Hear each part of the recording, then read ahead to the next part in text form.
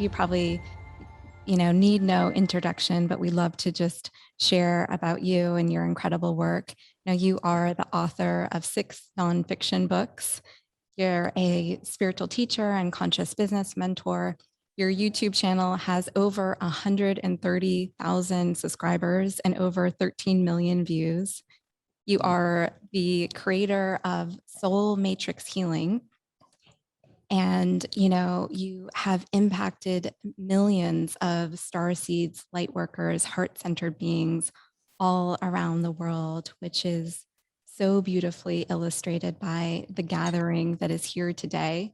It feels really exciting to join with everyone today and to be with you, Steve. Welcome to Unity Live. Yes, thank you.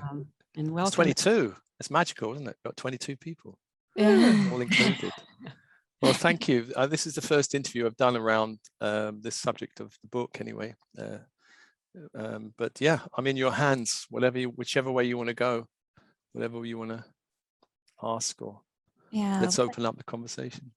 There's so much to, dive into and explore. And, one thing is like this topic of really bringing forward and cultivating your gifts and sharing those with the world. And if that process kind of happened organically, or if, it was met with any resistance, because sometimes, with light workers that are getting out there and sharing their gifts, it's like, I don't, this doubt or a little bit of, feeling like, what is it that I'm meant to share, and how is that going to show up, and really kind of getting comfortable. And so curious for you in your own journey, was it something that happened gradually for you? Did you gather comfort and and confidence in sharing, and what did that look like in terms of all the activations and meditations that you've been bringing forth?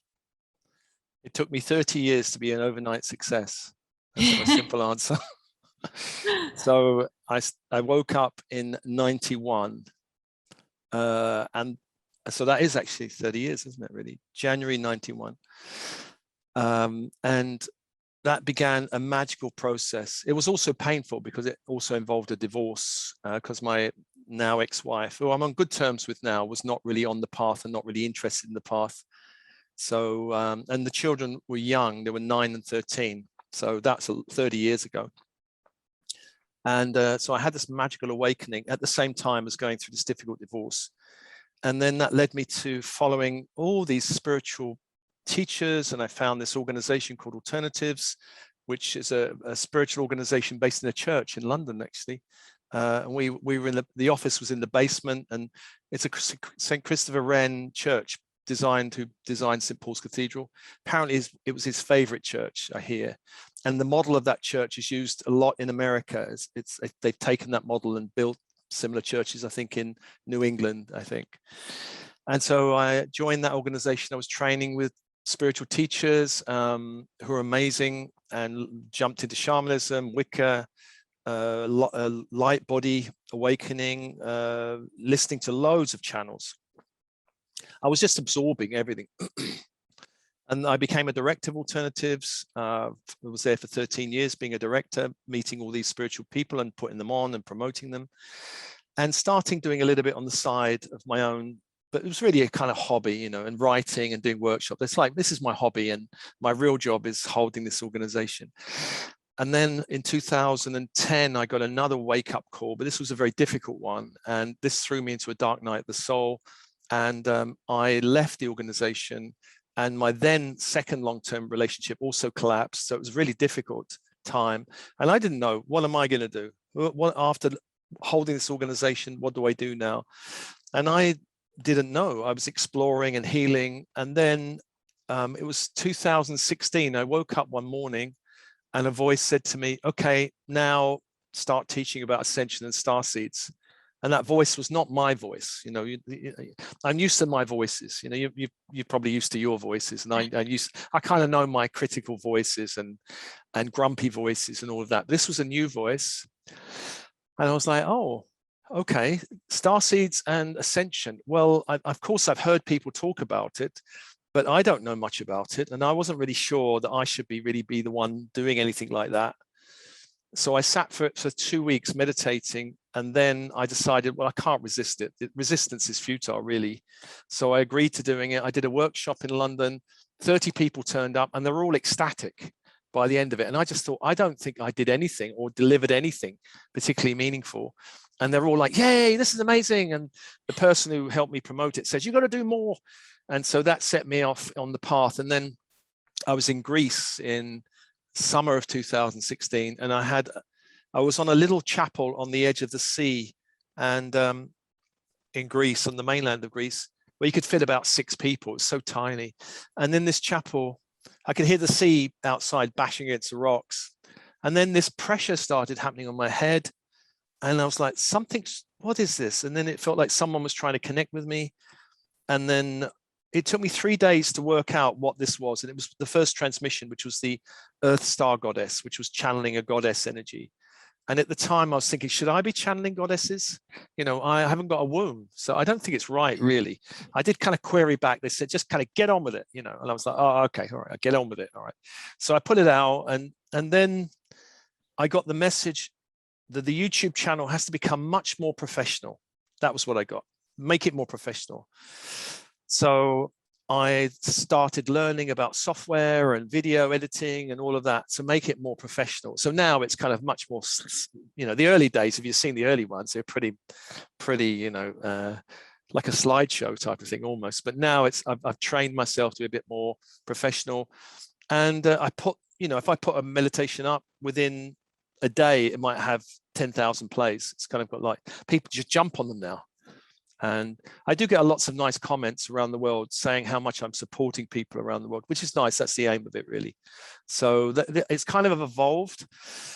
The whole thing about gifts and showing up, I kind of just took one step at a time and wait.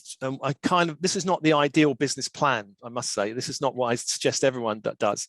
But I was kind of waiting, well, what's next? And I would get told, now do one-to-one sessions. I'm like, right, but doing what? And so I had to piece it together really quickly. So I kind of followed my intuition, and it's kind of worked out really well. And I've trusted it. You know, over the years, I've worked a lot with intuition and trusting it, knowing what's my ego, what's intuition. And for me, it's a big part of being in business and being successful, is knowing the difference between ego and intuition, and then looking for the gifts that we have, you know, and these are multidimensional. The soul is multidimensional. We live many lifetimes, and we've gathered karma. Of course, that's stuff there that needs to be cleared, but we also gathered gifts. So I saw a healer in 1995 who was dowsing, Akashic Records dowsing, and said, oh, you've been working in the temples of Atlantis and Egypt. And I was like, really? And I kind of thought afterwards, if that's true, then all I've got to do is remember it and I'd be sorted. And I think that's true for a lot of people. If we can remember our gifts and activate them, we'd be sorted. And all I've done really is follow the path of, where are my gifts that are useful in this lifetime, and just ask for them to be downloaded, and really insist, okay, I'm open and I'm ready to step out the cupboard and put it out in the world. By nature, I'm a shy person. Publicly on YouTube, I don't mind going blah, you know, here's the latest thing. But publicly, if I meet people at a party and they ask me what I do, I just say, oh, I'm an author. You know, I really play it down. I don't like, if I don't know who the audience are, who the people are, I don't tend to come out and just say what I do, because I'm not, until I'm really sure of who they are. But my audience of starseeds, they kind of follow me, so they must like me. So I go, okay, if you like me, have this. And even my 3D family are starting to get interested. My son checked out my YouTube channel. My grandkids think it's hilarious that I've got a YouTube channel. My brother, who's quite 3D, checked out my latest offering and said it's really good on shadow selves. And I'm like, even my 3D family are appreciating me now. Isn't that nice after all this time? And my ex-wife used to say, what cult are you in? But she doesn't say that anymore. It's the little things in life. Yeah. Well, she's in the Catholic Church, and so I say, whatever cult I'm into is probably a nicer one than you. She doesn't think that's funny, so I don't say that to her anymore. Yeah, as you're talking, the image that is coming through is like, you know, kind of standing around the pool, you know, and you can look at the pool, and imagine what it would feel like swimming in the water, and you can see other people swimming in the pool, but there's nothing like, actually jumping in and feeling immersed in the water. And it sounds like, that has been your experience throughout your journey, is just kind of jumping in and seeing where the water takes you, so to speak, letting it Yes. flow. Well, there's a saying in coaching, which is, it uses the analogy of fire, not water. I mean, water is a great analogy of jumping in, but they use stepping up onto the fiery platform, which is, you can be looking at the platform and going, oh, I'd like to get up there.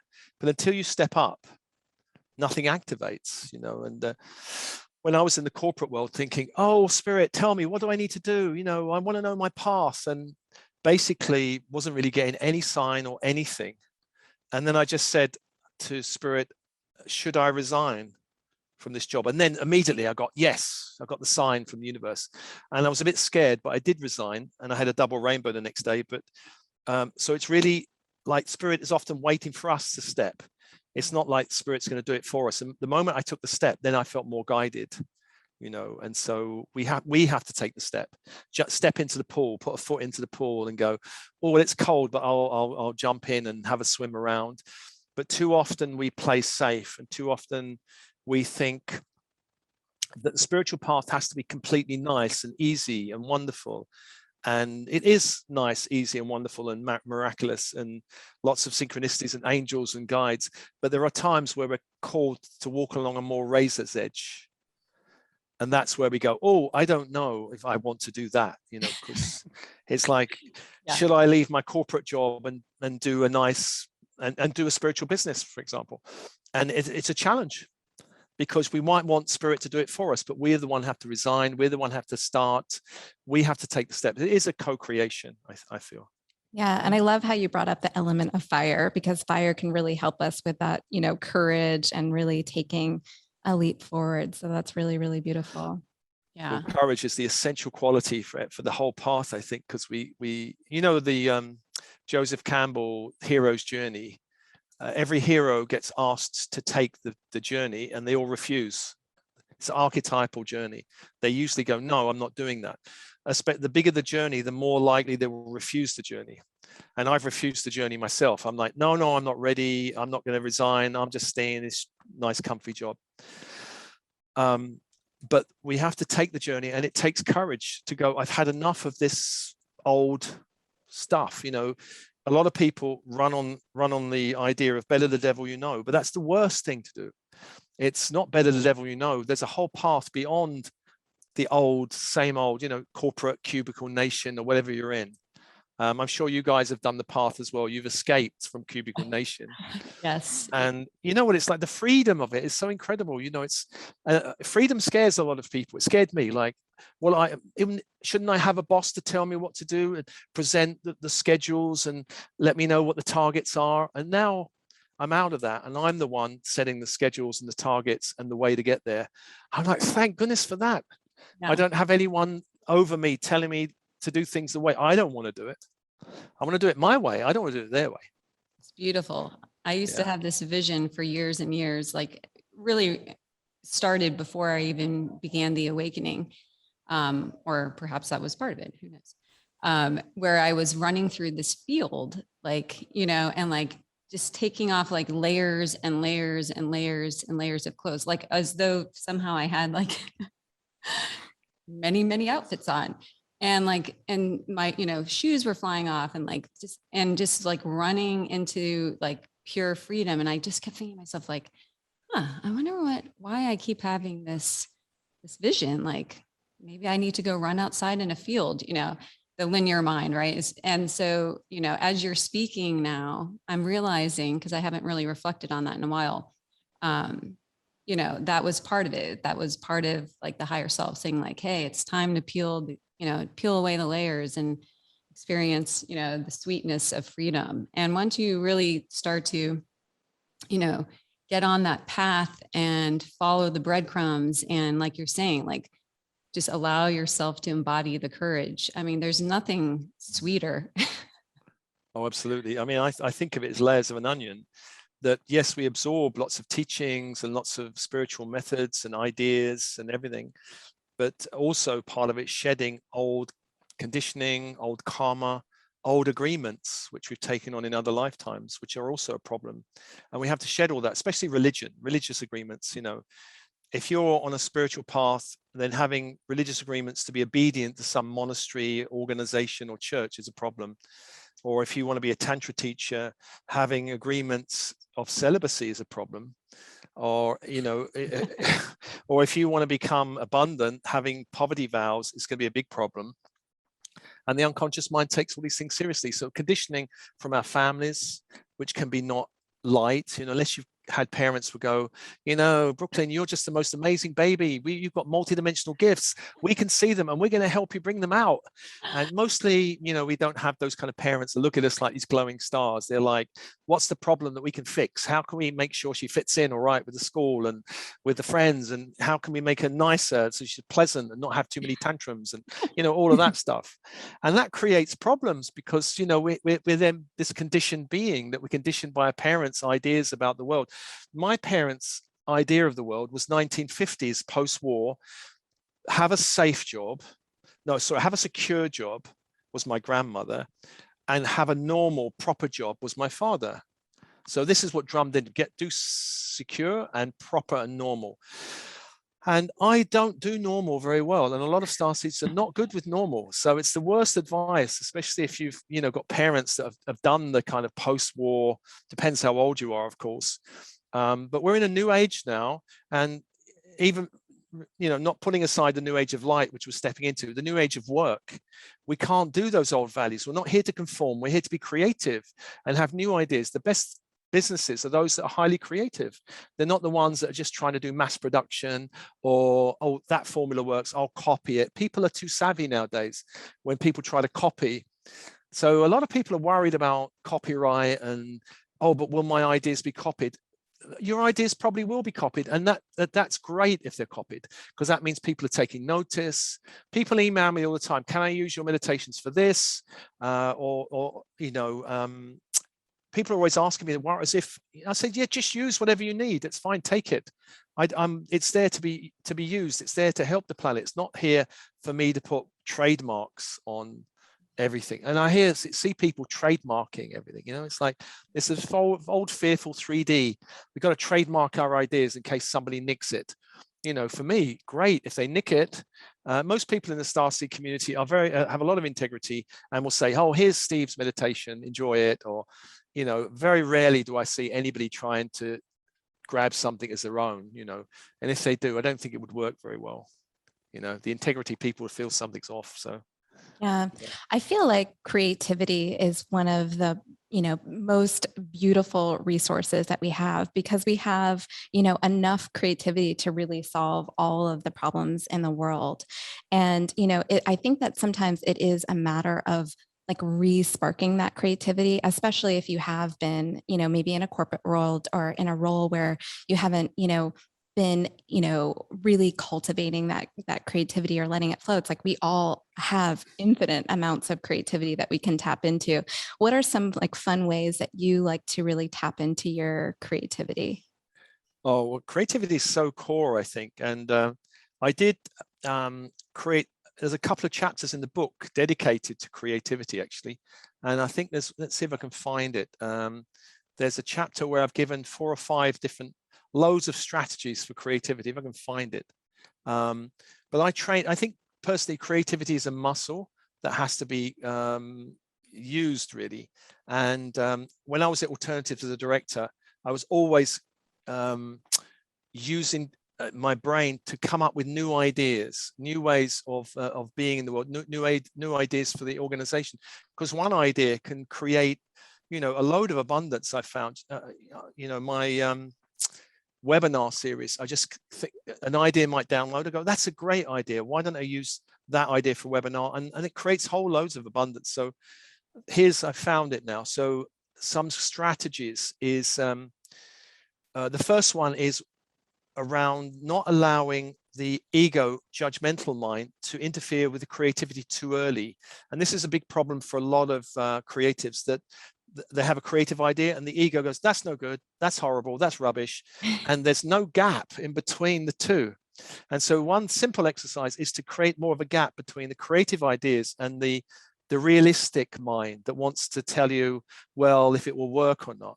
And so how to do it practically is just give yourself 2 or 3 hours or however long you want as pure creativity with no critiquing, no judging, no nothing, and then write it all out and then put that aside for a day and then come back to it with a more realistic and read it and go, would this work? How can I make this work?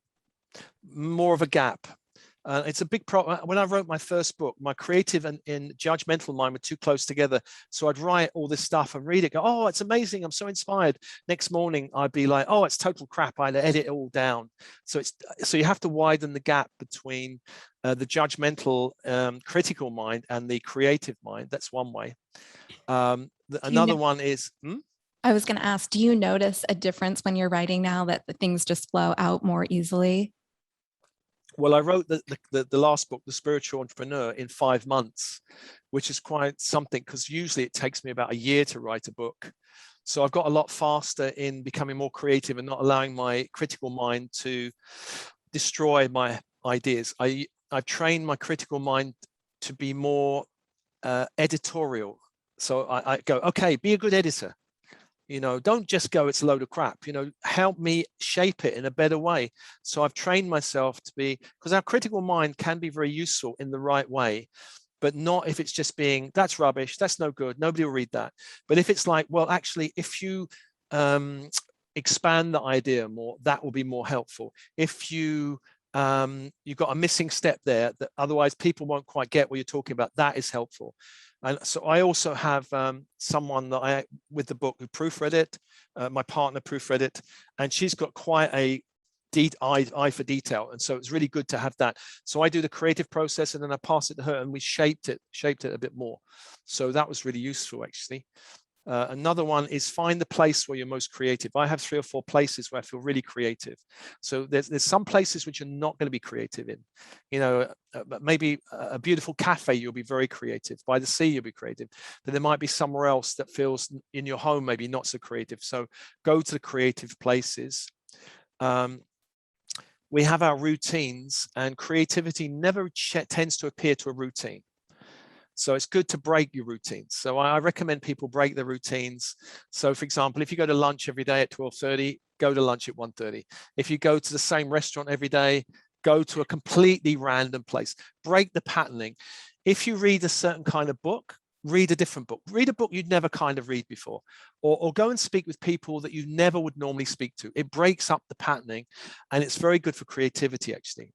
This is why people who travel a lot really have a more expanded worldview than people who've only been in America, for example, or Florida, for example, and never traveled anywhere.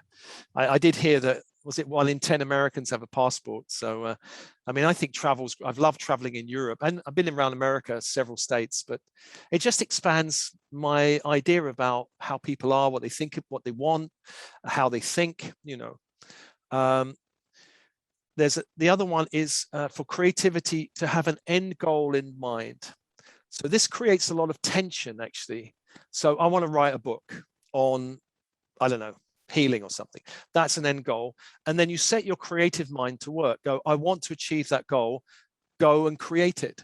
And the tension of having a goal that you haven't yet achieved creates a creative tension in the body. And so you can use goal setting to create tension in a positive, creative way, actually. Another one is creative visualization. Shakti Gawain wrote that brilliant book, Creative Visualization, back in the 90s. And she's passed over now. I met her 3 or 4 times. She really created the whole creative visualization movement. An amazing woman. So Creative Visualization by Shakti Gawain is a great book if you're interested in that. The other one is fuse different ideas together and see how they work. So, for example, my healing system, I took all my left brain training, NLP, hypnotherapy, coaching, and I fused it with all the right brain stuff, light body awakening, all the kind of channeling work I did, all of that right brain stuff. And I brought them together. And at first, they didn't want to come together. And these ideas, they don't always fit like jigsaw puzzles. And so you just sit with it until it clicks. And then you go, oh, I know how to do kung fu, you know, the Matrix. I know how to do kung fu. Or you allow different parts of your brain to connect together that don't normally connect, that we keep separate. And that's a great creative process. You could have a very masculine approach to life and a very feminine approach that don't connect.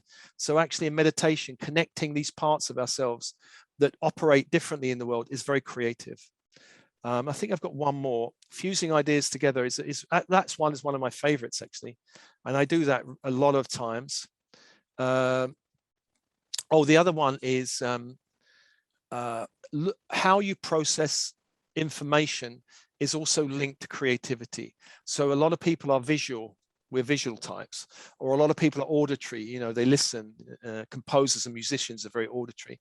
So some people are touchy-feely. You know, I need to feel it to know it.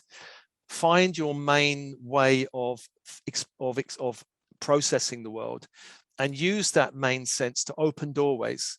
So, for example, if you're a visual person, go and see a film that might open a lot of ideas, like Avatar might open a lot of ideas, or The Matrix or something. If you're auditory, listen to music to help open up other channels of inspiration. So that's another way of, and use all of them. I still discover new ways of being creative. You know, stand on your head in yoga if it makes you creative. Whatever you do, but you need to shake up the way you do things so you're not doing it the old way. Find new ways of being creative. Creativity is the most important thing for every business, actually. Yeah, I love it. The guides are being funny. They keep showing as you're talking, like all sorts of like dance breaks and like, you know, activity. I'm like, what's going on here? Am I dance breaks? Am I being guided to create some sort of like creative spiritual dance video? You know you are. Hey, but keep your clothes on. Yeah. Always a good idea. Well, it could be very popular if you don't, but I don't think YouTube would like it. But you know, yeah. We'll see. Yeah. Yeah, I mean, those are such great ideas. And I think like the more you talk about them, the more like ideas are coming through. And I feel like, you know, the first thing that you said about judgment, I think that piece is so, so important. And even if you know, have been somebody in the past that has had that critical lens, you know, even going to the reverse of like really encouraging yourself when you're, you know, engaging in anything that is creative or, you know, is like really taking the time to acknowledge, you know, everything that's coming forth. Yeah. Well, critical mind is useful, but we tend to have very overly critical minds because the education system loves to teach us to be critical, to critique things. You know, even people who do art degrees, I think, why would you teach people to be critical of art? You know, so when I used to run writing workshops, I had a couple of rules. One of them was no critiquing. You can give feedback, but not critique anyone. Not say what's wrong with it, what's the problem with it, I don't like it, none of that. It's the feedback would be what I'd like to see more of or hear more of, and what really worked and what worked less for me. That's feedback, no, not critiquing. It's so interesting. You know, I mentor somebody and, you know, and her major is art. And that was one of the things that she really shared with me is just the critiquing part of it. She just really, really was so sensitive towards. And, you know, in a sense, it's like, well, how do you critique art, you know? And I feel like that part of it was, yeah, not you have to defend your art. Right. You have to defend it like a lawyer. Yeah. I can imagine the Beatles, for example, trying to defend their songs in some lawyer, you know, you can't defend it. It just flows through and there's no defending it. Or Picasso defending, you know, Picasso, his critics ripped him to shreds, you know, they hated it for a while and then they absolutely loved him, you know, or Banksy. They can't defend their work, you know, I would never defend my work, really. It would destroy that whole creative process. If I'm thinking about, well, if I put that out, what will people think and how will I explain it? And I don't care. I trust that people will get it. And those that don't get it will ask questions on it and other people will answer it. And so I try to reach for the kind of the higher self within people that knows the way, rather than their judgmental mind that wants, can you explain this and explain that? And I tend to say, not really. Sorry, I'm not going to explain it. Yeah. No, sometimes I will, but most of the time I don't. I think, you know, come on, I'm not here to explain every point. Yeah. Well, I mean, we're all unique creator individuals, right? And we're not meant to really do anything like anyone else anyways. But So I think in your sharing and your process and who you are, you're really assisting in trailblazing a lot of those, entanglements into the matrix and, things that never really have served us perhaps, or maybe for a moment to experience the polarity. And yet we know now as a consciousness of humanity has allowed it to go on for too long. So I love that you're bringing this forth just in your sharing and who you are. There's just so much creative energy flowing. It's, there's a felt sense of this spark, and I'm seeing all these. I'm a very visual person, and has spent many of my earlier years in as a chef. So, so I've always enjoyed creating, and there's something in all that you're bringing forth, the unseen transmission, the unspoken, that's really igniting. So, thank you. Grateful. Well, I think there's so much conformity in the world, in America and in England. If you go to the mall, there's Wendy's and there's all these things, and they're so boring. I hope Wendy's not going to sue me, but I look at it and go, I wouldn't even eat it because it's boring and I don't like the ingredients anyway. And then you find something unique and independent and creative, and you go, oh my gosh. So we were on holiday recently and we found this amazing independent foods place that created these amazing bowls of great ingredients, plant-based. And we just went there every day. We loved it. And whereas everything else around was so conforming and traditional and British and a bit boring, and then suddenly there's this new thing, and wow, we go to it every day and we love it. And I think people, especially the young generation starseeds, are looking for the new, the vibrant, the fresh, the authentic. They're not interested in the old boring anymore. And unfortunately, a lot of schools are still not, they haven't caught up. They're still trying to do it the same old way, universities, they need to catch up quick and teach in a new way, because I think a lot of starseeds have come in with new solutions, new innovations to clear all these problems. The world's got a lot of problems. When you look at the problems of the world, it's quite immense, from pollution to poverty, all of it. And they're immense problems, but all of them can be solved with a new consciousness. Actually, a lot of the technology is already there, but unfortunately, the corporate world doesn't have the vision to allow, how can we keep producing plastic at the rate we're producing that can't be easily got rid of?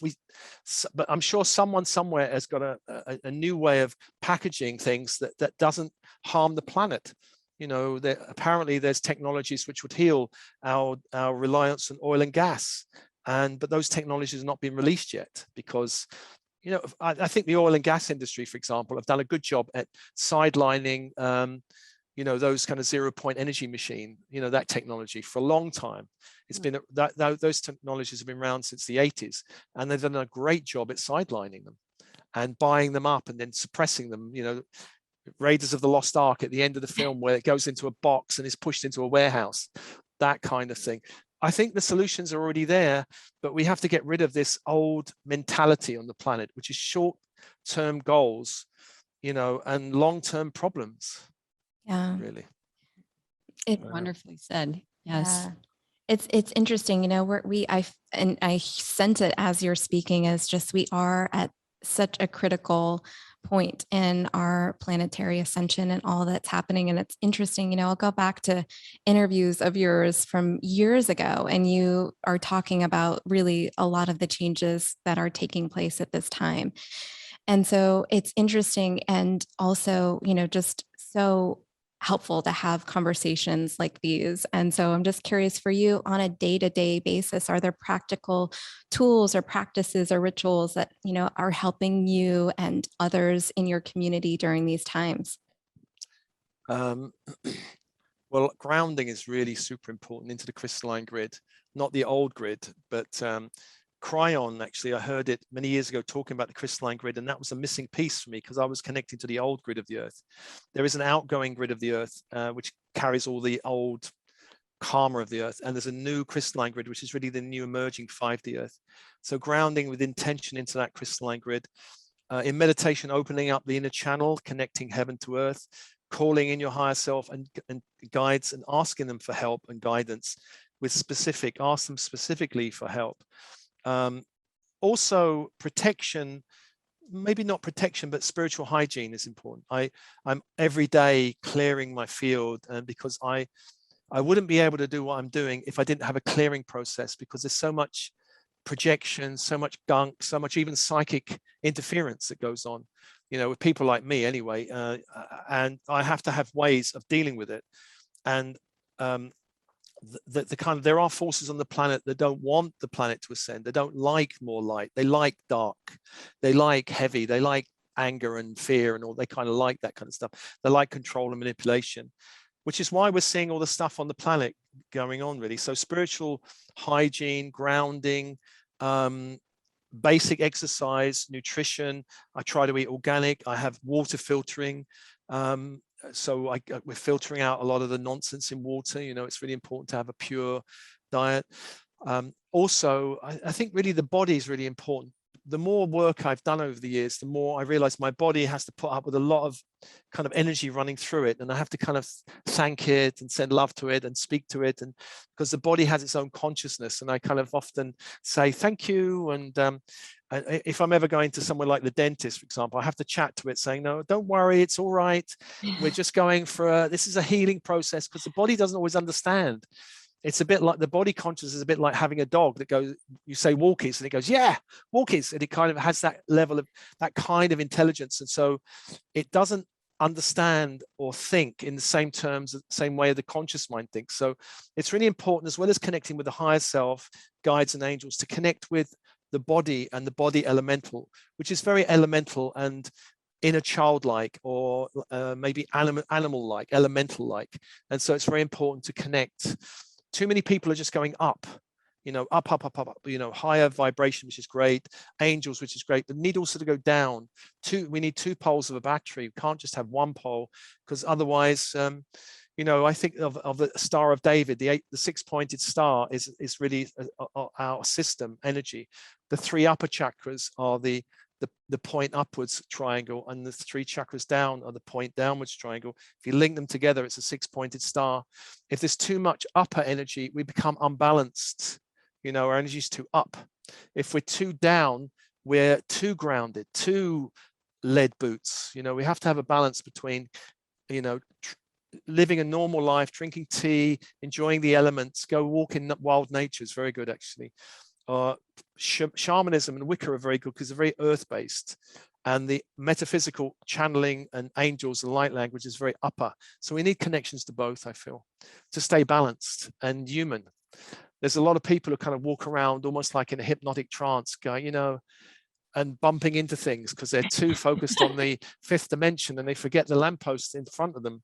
So we have to be here and bring the light in the body, not send our light out of the body. We have to be in the body. So that's really important to do. Ordinary hug people often, daily, every day. Emily, you must hug your husband at least 5 times a day, probably. Tell him I said that. He'll probably think, thank you, Steve. And just hug each other many times, both of you. Hugging, tactile, tea, food, elements, nature, beauty are all good for the soul, really. Yeah, love that. And I love how you shifted from, the languaging of, protection to nourishment and cleansing, right? Because as we know, it carries such a different vibrational frequency when we think of it more in terms of, okay, we're doing what we need to do to hold the integrity of the light and that which desires to come home and, and shine through. And, sometimes we get a little, maybe get a little complacent or a little lazy when it comes to doing that. And I think to your point right now, especially in this massive pool of disclosure and transparency and the palpability of that, kind of battling between, positioning of light and dark is becoming quite intense. Yeah. And so, those who are here and have awakened to, who they are, to whatever, I know that's an infinite journey, but and are shining the light and are doing, showing up and so forth, are definitely, I always like to say, we're in a fishbowl and we have the blindfolds on, right? Until we don't. And so the brighter and brighter we get, the more and more there's an awareness of that, right? So that practical and powerful practice of nourishing and cleansing, I think is more important than ever probably right now. Oh yeah, we're living in a world full of fear and separation, where a lot of people have gone into fear because the media, they believe the media, which is a very bad idea to believe the media. I don't believe a word what they say these days. I mean, before this COVID thing, I used to think the media is semi-truthful. There's semi-truth. You can. It's not that they're lying, but there's a lot of people gone into fear and gone into worry about germs and everything. And there's another group of people that are into love, connection, trusting the body, trusting the immune system. And it's we can protect out of fear, which is what a lot of people are doing in masks and everything. But even in the spiritual zone, if people are protecting their energy out of fear of stuff attacking them, that's a different thing from going, I'm connected to the light, I'm going to cleanse my energy field and put sensible protection in place. Yeah. Yes. Oh, did we freeze? You go walking in mud, you could put Wellington boots on, but you can do it not out of fear of the mud, but just, I don't want to get my trousers full of mud. It doesn't, but if you're terrified of mud, it's a very different energy. And a lot of people are doing this protection out of terror and fear. And that actually creates more problems, I think, than I go around, I never like wearing masks anyway, or I think it's bad. If you want to breathe oxygen, which is good for the body, wearing a mask is not a good idea anyway. So I'm sorry, I'm not giving medical advice, but this is just my own personal opinion. Well, And yeah. Go on. I was going to say, I love that you bring up grounding, because that's a message that keeps coming through. And, I feel like just looking at this linear year through the end of the year, we've got a lot of other energies like Libra and then Scorpio and Sagittarius. And there's, eclipses happening at the end. So I just feel like grounding is going to be really, really important. So such a good reminder. Yeah. I think through any portal, I always ground. The Lion's Gate, especially 8-8, which is very strong. I often just sit, have tea, and try not to do anything because it's too strong for me. So unless I'm doing some transmission, but then I'll come back to drinking tea and yoga, and I'll just get a ground because it's just too much. I find the Lion's Gate, for me anyway. Yeah. Are we ready for some questions? Yeah. Okay. Open it up, and we want to leave some time for a beautiful activation. Yes. Steve, would you share with us where people can learn more about your work and get your newest book, The Spiritual Entrepreneur? Yeah, so thesoulmatrix.com is my website. And if you go on Amazon, you can buy, at the moment, it's the Kindle version of The Spiritual Entrepreneur. It's on Amazon everywhere. I am getting the physical copies done now, but the Kindle is up. So you can get it anywhere, .com, .co.uk, etc. YouTube, you'll find me under Steve Nobel. Instagram, Steve Nobel 101. I'm a social media tart. You find me everywhere, on every platform practically. So I think it's good to open as many channels as possible to reach people. Insight Timer, I think I'm Steve Nobel on Insight Timer. Yeah, and I've got about 25,000 followers on there. So it's nice to have a good audience in lots of different platforms, because I don't trust each platform 100%. So like Facebook goes down, and you go, well, that's all right, because there's 3 or 4 other platforms. And I've got my own social media site, which I've developed for Starseeds, which you can find on my website. And there's about 12,000 Starseeds on there. It's a bit like Facebook. There's a Facebook with groups and news feeds and all of that. And so it's a great way to meet other Starseeds. If you go on my website and sign up, you can become part of that, Awesome. So yeah. Well, that's amazing. I love that you're so innovative and, navigating through and taking such hands-on, in the technology aspect of it too. It's really, really inspiring. Oh, I love social media. I think Facebook is a necessary evil, but most of the others I kind of like. And I do like putting out on YouTube a lot. It's one of my favorite things, because I know I can reach a lot of people very quickly in a very short amount of time, which for me is wonderful. So Absolutely. Nobody wants any questions. So they're all blissed out or blasted out. I don't know. Oh, are a lot of star seeds twin flames? Gosh, twin flames. Well, very quickly on that one. For me, the idea of twin flame is that there's an intense soul connection. I don't know if I don't particularly agree with the idea that there's one twin flame.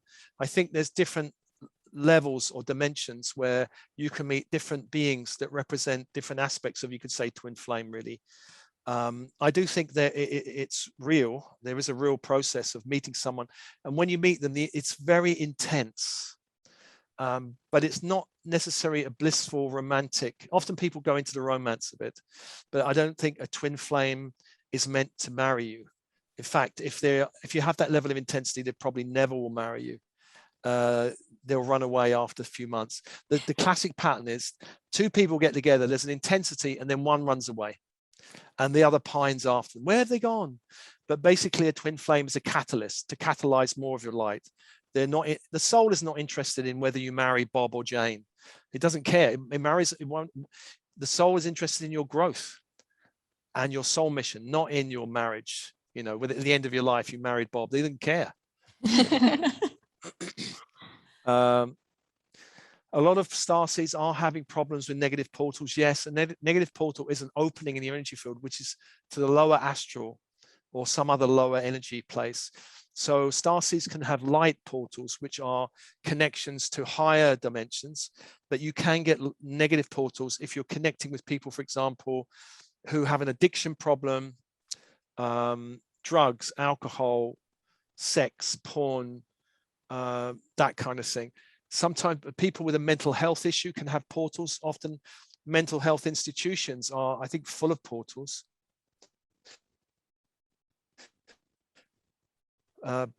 Play like portals. How some houses can have portals. Depends what's gone on in the area or in the person. So there's a negative portal releasing meditation on my YouTube channel. Portals are a serious problem, I find. Are we frozen? Cleansing. Oh, there we go. Well, daily cleansing. Well, you know, there's practical things like showers and sea salt baths. Epsom salt baths are great. Yeah. Walking in wild nature. I live by the sea. Go and walk along the seafront, especially if the sea's a bit raging, you know, or walking in rain. The elements are very good for cleansing. The meditations are good for cleansing. White sage is good. I've got a whole storage up here of frankincense and myrrh, and I like all these different incense that clear spaces or clear me personally. There's also aqua de Florida, which shamans use, which I've got bottles up there, which I can't really reach at the moment. Aqua de Florida is from Peru. That's very good. A shaman will put it in their mouth and spit it all over you, but you don't have to do that. You just put it in your hands and rub it around your energy field. On retreat, we never spit over people. You know, we don't think it's a very good idea. So yeah. Yeah, there's lots of different things which are very good for cleansing. Depends what you like. You know, sound is good for cleansing. Tibetan bowls, crystal bowls are good for cleansing. Rattles, drumming is good for cleansing. Oh, it's endless. Colors are good for cleansing. You know, I've got the Black Angelic Fire one on the YouTube channel, which is very good for cleansing certain energies. Ultraviolet fire, good for cleansing. Diamond white fire, good for cleansing. At this time of karma release, there's lots of angelic fires which are good for cleansing. And you can cleanse your energy field. You can also cleanse your business, because your business has an energy field as well. So the business also can be cleansed as an energy field. But that's also covered in the book. There's a lot. I mean, there's lots of energetic aspects to cover, really. That one's a big question. Daily cleansing practices. You know, there's a lot. Cord cutting could be a practice as well. Yeah, anyway, that's a whole subject in itself. Yeah, love that. And one thing I was hearing too is remembering, you know, that we are sovereign beings, and we have the ability to, you know, in the awareness, which is always, you know, an important part of it, to command the closing of any and all portals in our field.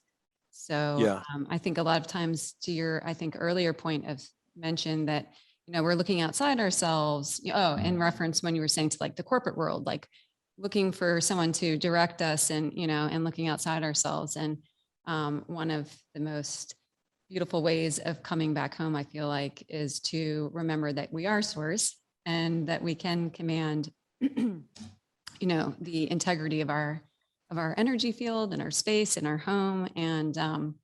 And so, yeah. Absolutely. I think what I call dark forces, which are those who are opposed to ascension, those who like the lower ends, will try and persuade someone through fear that they're actually helpless in face of the dark, because this planet's been dark for thousands of years, and the belief that the dark is stronger than the light is a universal belief amongst a lot of people.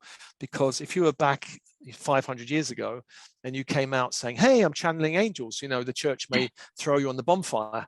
And so the dark have been in charge. The Spanish Inquisition were not love and light. They're not interested in unicorns or, guides from Sirius. They would throw you, throw you into a deep cell. So the religious darkness has ruled the planet, as well as other kind of darknesses. Now the darkness is leaving, the shadows are going. It's a long process. It's not going to happen overnight, but the light is now stronger than the dark. And it's a very important thing to actually sit with this idea that the dark is waning and the light is in the ascendance, because a lot of starseeds are still frightened to come out the cupboard, thinking that they're going to get burned or hit by the FBI or whatever. Mm-hmm. And I say to people, Joe Biden is not going to come after you as a shaman or as a herbalist. He's interested in the whistleblowers. He don't care about you. So don't worry. Come out the cupboard. You need to come out this time. Yeah. Great advice. Yeah. One of the things that that Saint Germain comes in to say over and over again, which so many people have discounted as being cliche, but it's really like at the foundational core of ascension is there is nothing to fear but fear itself. So, just being in awareness of where you're paying your conscious currency into belief systems, because we are source. And if we pay our belief into that, then we're creating it, we're fueling it, we're catalyzing, we're generating it. So, like taking all that back. And to your, point, like with courage and faith and trust, just really putting all the focus and energy on being the light, bringing home the light, shining the light. Yeah. I mean, Absolutely. And of course, you're going to have awareness of all the other things that are in polarity of that, because unless, to your point, you're, choosing to float outside of yourself and running into telephone poles. But other than that, on a daily basis, all you really have to do is have a gentle exchange with a combination of people, and you can have a pretty good awareness of the level of fear and so forth that's out there. Yeah. Handling fear is the main fear within ourselves. Fear. I mean, there is nothing to fear. I mean, even death is nothing not to fear. Of course, when we naturally do fear things like death, or isn't it public speaking? Is people are more afraid of public speaking than death, I think. Yeah. Which is amazing, isn't it, really? That was me for a really long time. Yeah, same. Oh, you got better though. You healed it. Yeah, I had to walk through the fire. Yeah, good. Yeah. In magical circles, there's a saying, where there's fear, there's power. So if we're afraid of something, often spirit wants us to go there. Mm-hmm. That's so true. So if you're afraid of public speaking, you know where you're going to go. Yeah, exactly. Or I was terrified of spiders for years. I was phobic of spiders. And then I came across shamanism and I started meeting them in inner journeys. And I'm like, ugh, I don't like this. And then a shamanic teacher said, you have to meet them and ride on their backs. And I'm like, what are you talking about, ride on their back? I don't want to ride on their backs. She was very insistent. So I did it. And then it shifted. It really shifted. There's a whole story about that, but it shifted a lot for me, actually. And I felt a whole load of fear dropped away. But I was terrified of them. Tiny little things. Yeah. Now I kind of send them love. I say, hi, I can see you over there, munching away. Yeah, I can see you. That's amazing. Yeah. We would love to. Is that something that you share in any of your books that you've written? The story? I've shared the story. I used to go in the garden, how I healed it. One of the ways I healed it, apart from journeying, and going on their backs and riding on their backs, was to go in the garden and get a glass and capture a little spider in it, and then hold it in the glass and send love to it every morning for 10 minutes before I went about my day. I did that for 3 months, and it shifted, sending love to this tiny little spider, and it shifted my terror of it somehow. I was going to meet it.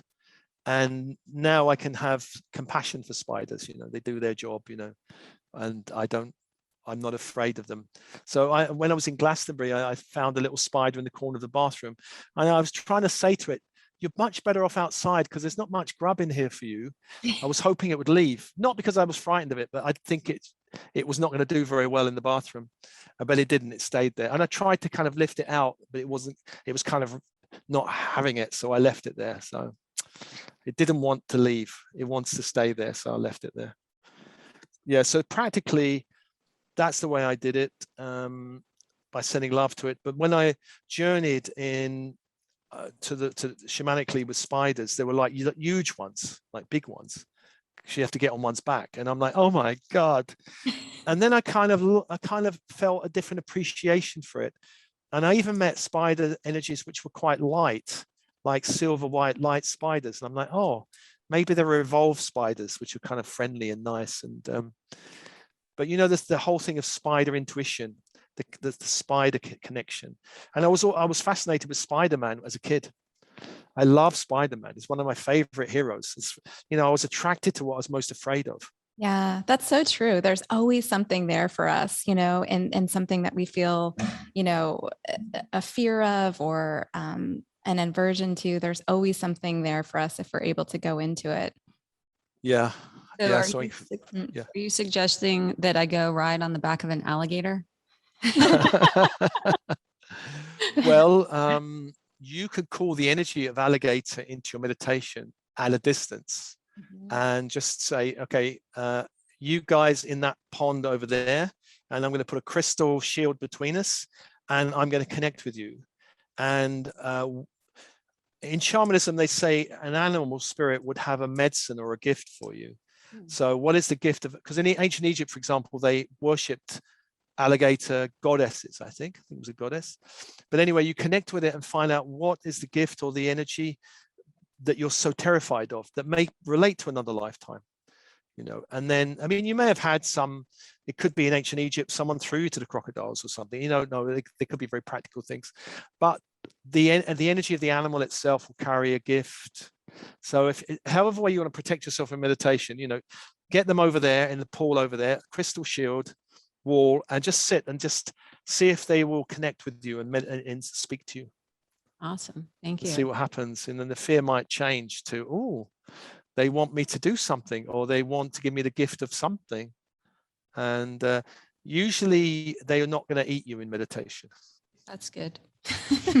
If they do, send me an email and I'll apologize. You'll help me get back. Yeah. Say, help, I'm stuck in the astral plane. I'm sure you'll come back. You'll be right. Thank you so much. Are you feeling up for your meditation? Yes. Okay. If you make me a co-host, I think I can put music on. Okay. And that might be nicer for people. Let's see if I can find some music. Oh, here we are.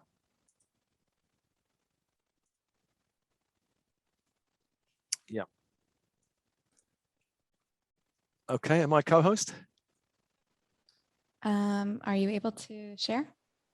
I think you guys have to do it. If you click on mine and click more. Okay. And then it will say make or allow to record, and actually I need to be a co-host, I think. Make host. Got it.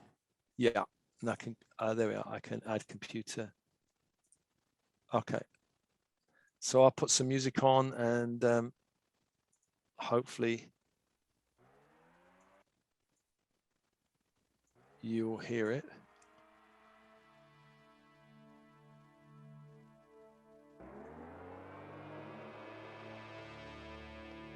So breathe, and this meditation is called Stepping into Your Highest Future.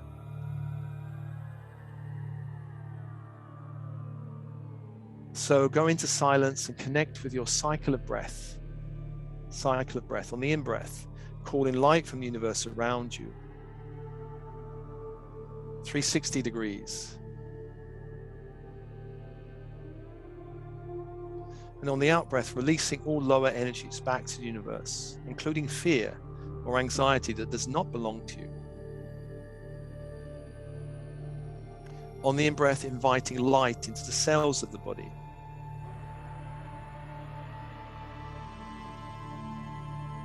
Into the cells of the body, bones, blood.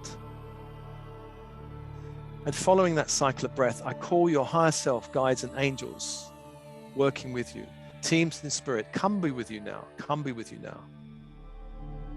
Your higher self, guides, angels and teams in spirit. And very quickly, let's invoke the archangels of the horizontal plane.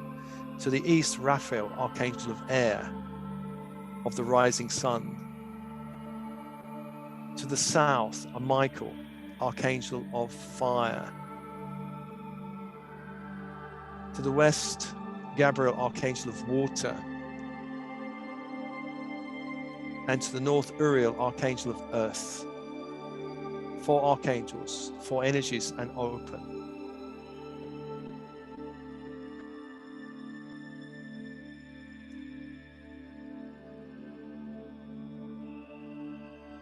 And also the vertical force, Metatron and Sandalphon. Metatron and Sandalphon. Calling on Metatron first to bring a pillar of light down into the room, the space. Golden white light from the great central sun. Filling the walls, the floor, the ceiling, the door, the windows with light. Closing all objects in light.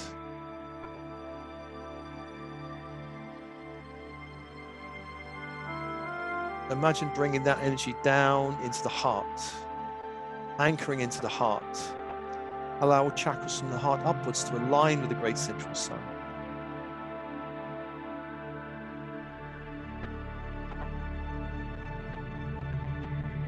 And feel the energy of descending force from the sun, your higher self, guides and angels from higher vibrational dimensions, descending into your field,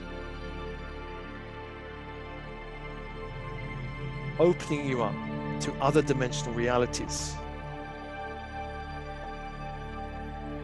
And let's call to Sandalphon in the earth below to bring up the crystalline light up to the feet.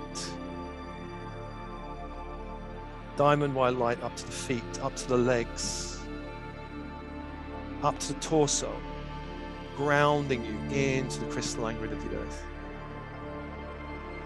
And up to the heart, opening the heart.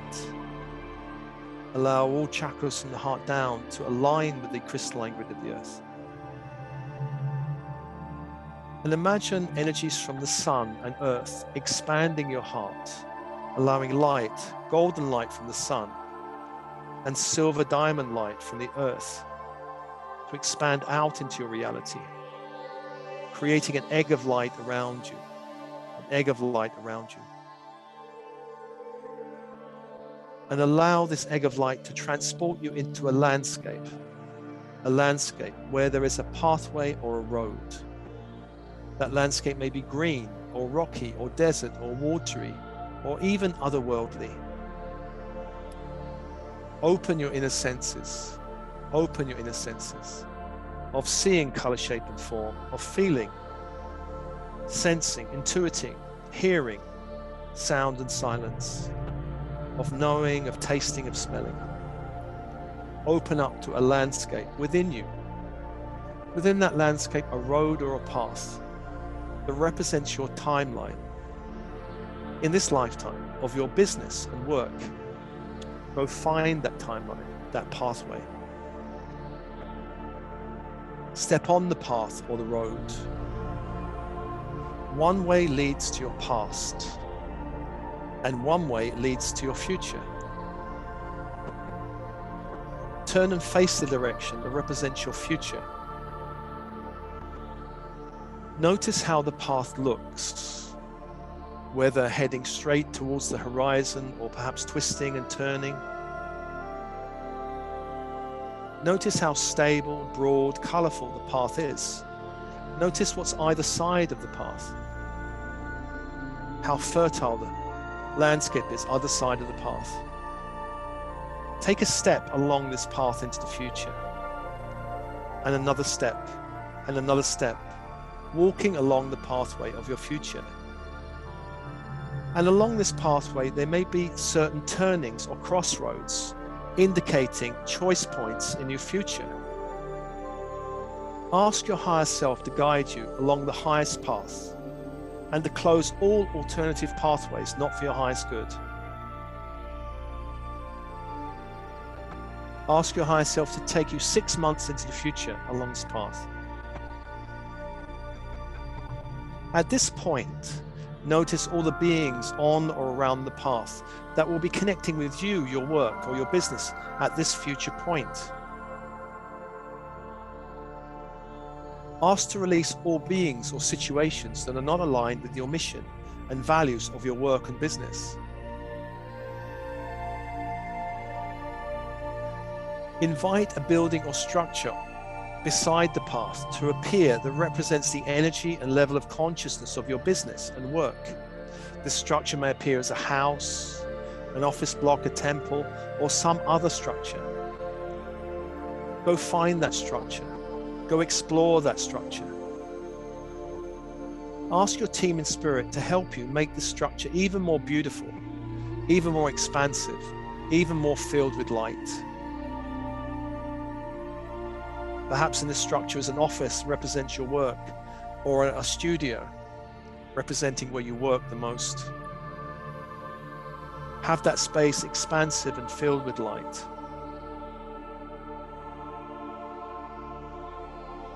Come out of this building. Ask your higher self to take you 1 year into your future. 1 year into your future. Again, notice all the beings on or around the path. Ask to release any that are not aligned with your business and work. Inviting all the clients and colleagues and co-workers that you will connect with in 1 year on this path, 1 year's time. Again, invite a building or structure to appear that represents the energy and level of consciousness of your business. This structure may be a house, a temple, an office block. Explore the structure and ask your team in spirit to make the structure even more beautiful, expansive, and filled with light.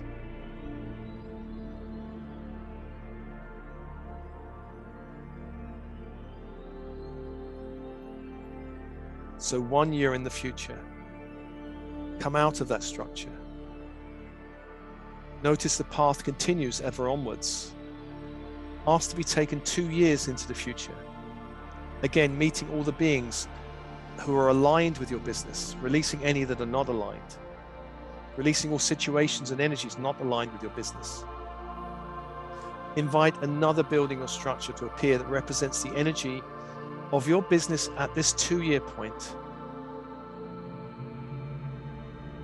Explore this structure and ask your team in spirit to make it even more beautiful, expansive, and filled with light.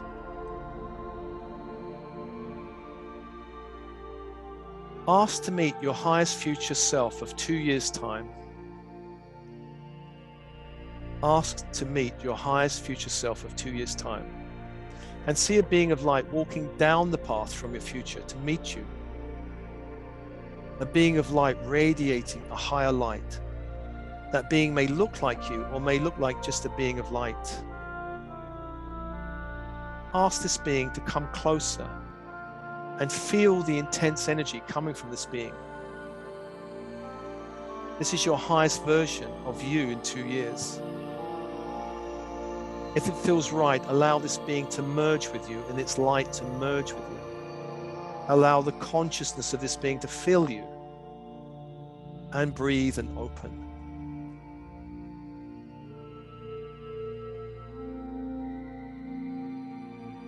"2 years from now, your business as a structure, all the beings connected with your business, and your highest future self of 2 years merging with you. Feel the light filling every cell of your being. This being knows the way, the highest path for you over the next 2 years. Feel the shift in your energy field. When you're ready, take that energy back along the path to the present moment, walking back past the 1 year mark, the 6 month mark, back to the present moment, feeling the light of this future self in you. The angels once again create a bubble of light around you. The landscape begins to disappear, the pathway disappears, bringing you back to your body, back to your body. Bringing the light of this future self back into the body, allowing that light to be absorbed in the bones and blood of the body and the chakra system of the body. All its wisdom and guidance back in the present moment.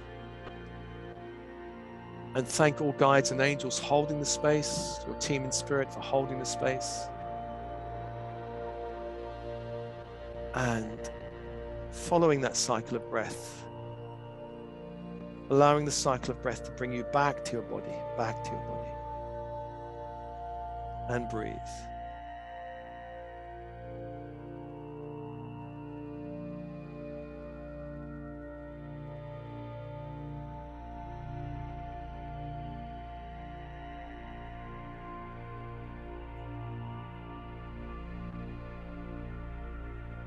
And breathing and coming back. Wiggling fingers and toes, coming back to your body, bringing all the light back.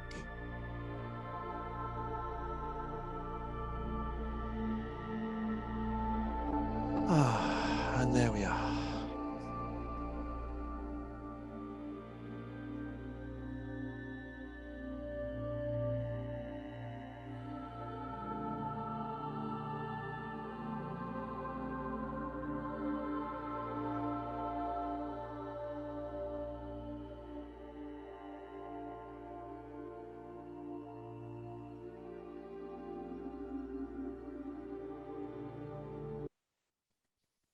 And coming back.